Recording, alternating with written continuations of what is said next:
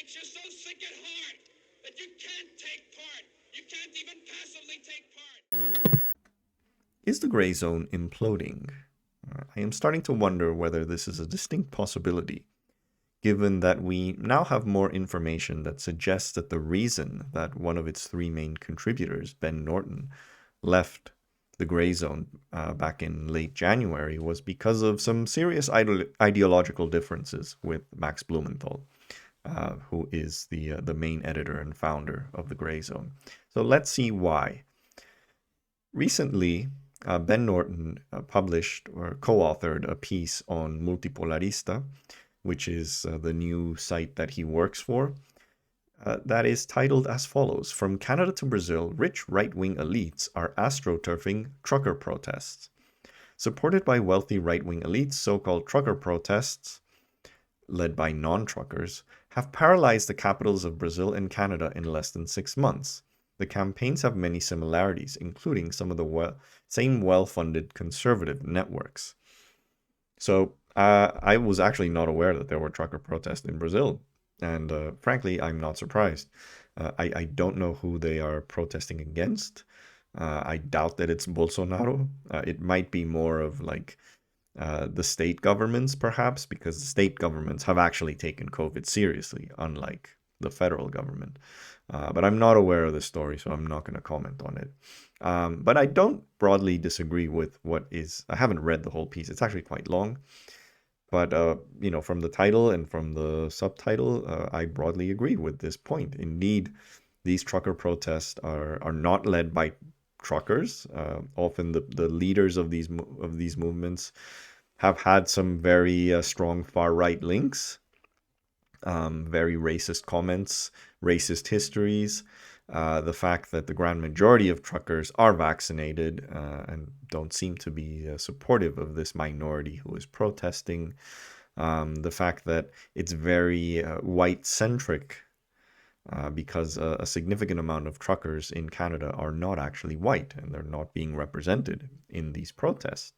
So it is clear to me that this is not an organic grassroots protest, but one that had different ideological and political motivations behind them and immediately received major funding from conservative and libertarian networks, which are probably the ones encouraging these protests to spread into other countries like the US.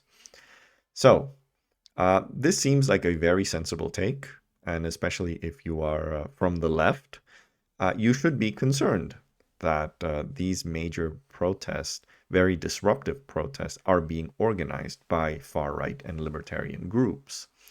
However, the Gray Zone, which isn't really as left-wing as they would like to present themselves as, has had a different take on the trucker protest. To be fair, they haven't written that much about it. But this is their latest piece on the protest. Was the hacking of Ottawa trucker convoy donors a US-Canadian intelligence operation? Now, if your mind functions on gray zone mode, basically everything has some CIA involvement in it. That is the extent of the argumentative and logical skills of the people who have read the Gray Zone for a bit too much.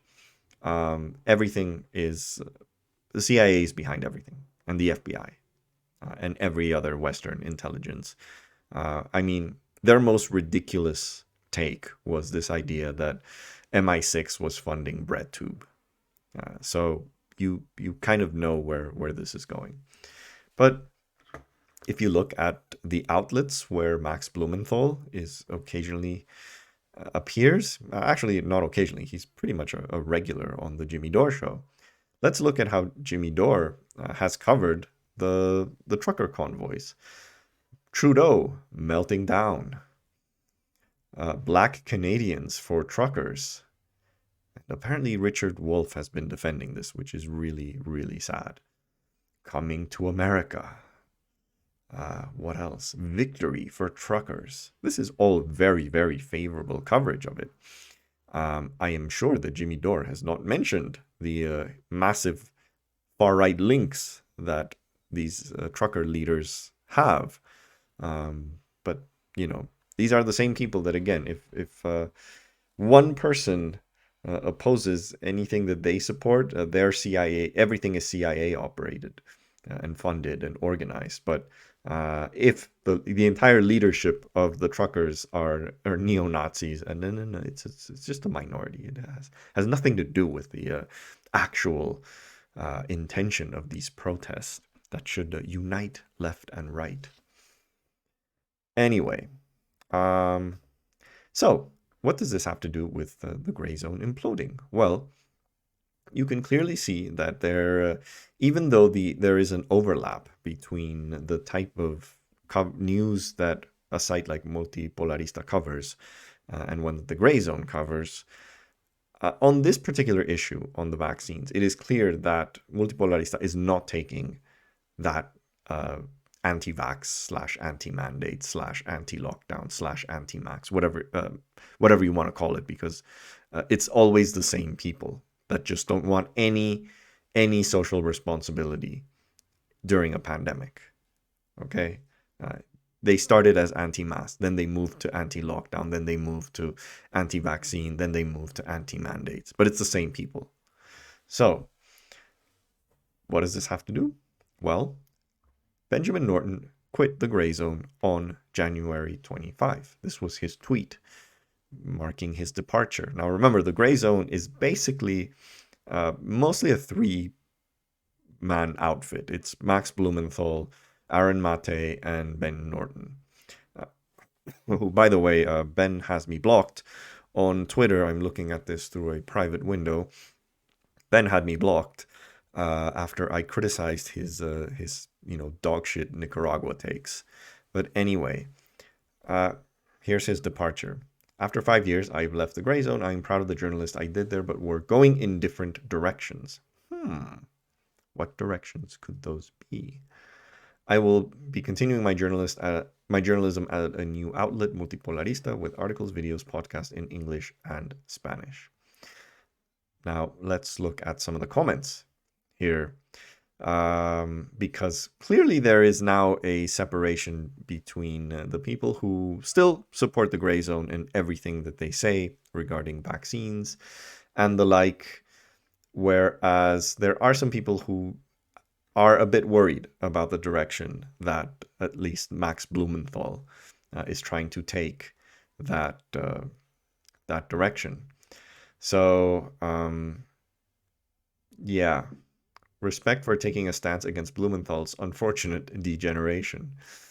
Yeah. Why did you leave the Grayzone? Editorial issues? Why, of course. Damn, Max attached to that vax narrative. You produce so much content for them. What a loss. Not an attachment, but a needed priority. Totalitarian wet dream. Track and trace. Mandate violating habeas corpus. Genetic cataloging of the world population.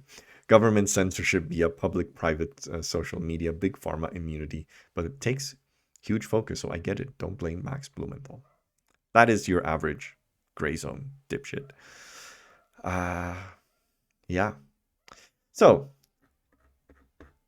let's see who responded to this. And, well, Aaron Maté, like any decent coworker, responded. I'm sorry to see Ben leave, an incredible journalistic talent who I've learned a lot from. His invaluable work at the Grayzone has been a constant reference point for me. This was one day after he left.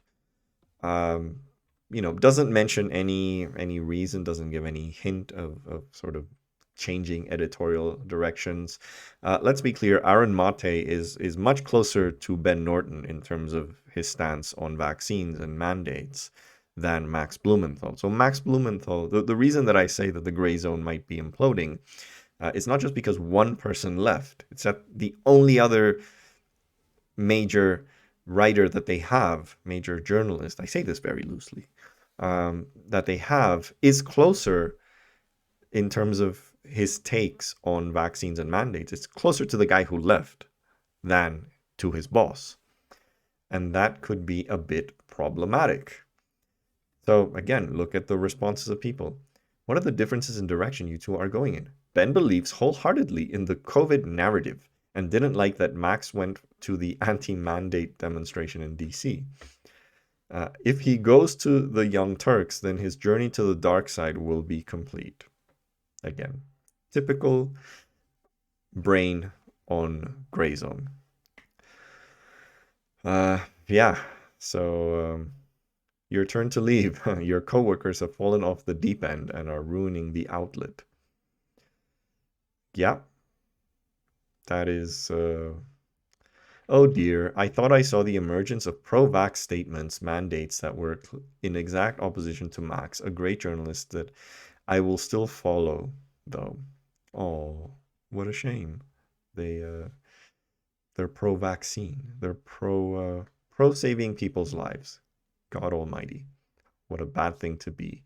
What a bad side to take. Yeah. So, is this because of Caleb Maupin, Jimmy Dore, and Max Blumenthal going after Sean? Grayzone has gone way downhill recently, in my opinion. Yeah. The CIA have deployed him back to the uncanny valley. This would have been a funny tweet had it been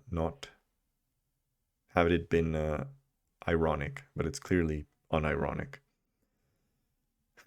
Now it's your turn, Aaron. Max is ruining the Grayzone's reputation among the left lately despite all his amazing work in the past. It's not amazing. I've made various videos on Max Blumenthal. He's a lying piece of shit. But yeah, I would love to see you join Ben or go on an outlet like Breakthrough News. Yep, there we go. And what did Max Blumenthal say about this? Because this would be the most important thing. Surely he tweeted,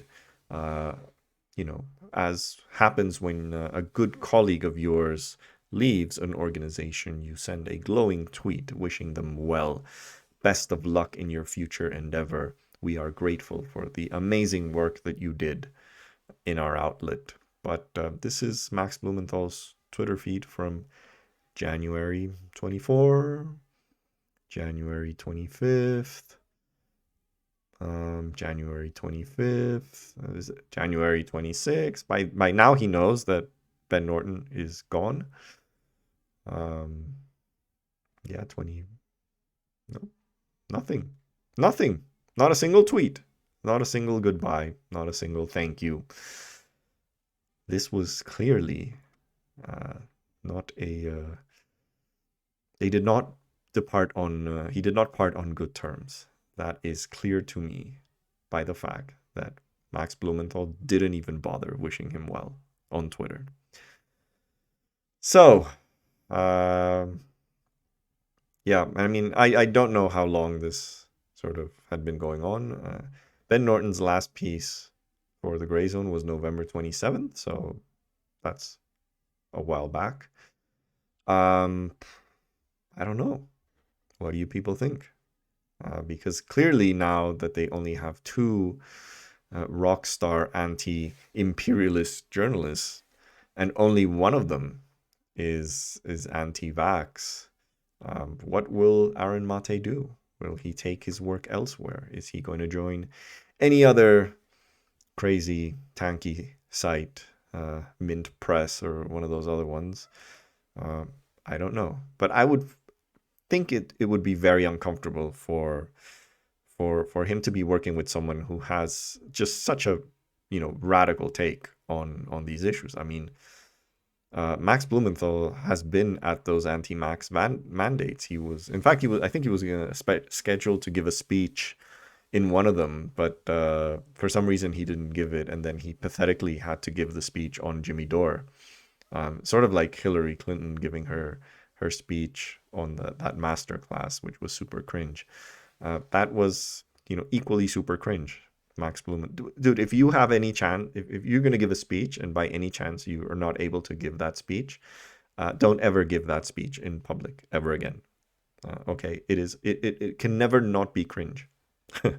So yeah, what does this say about the future of the Grayzone?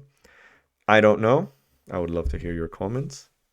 Frankly, if the Grayzone disappeared, I would not shed a tear. That is a fact, because I think this is just really, really a detriment to most leftist values. I don't think they write about anything that a serious leftist would consider serious journalism.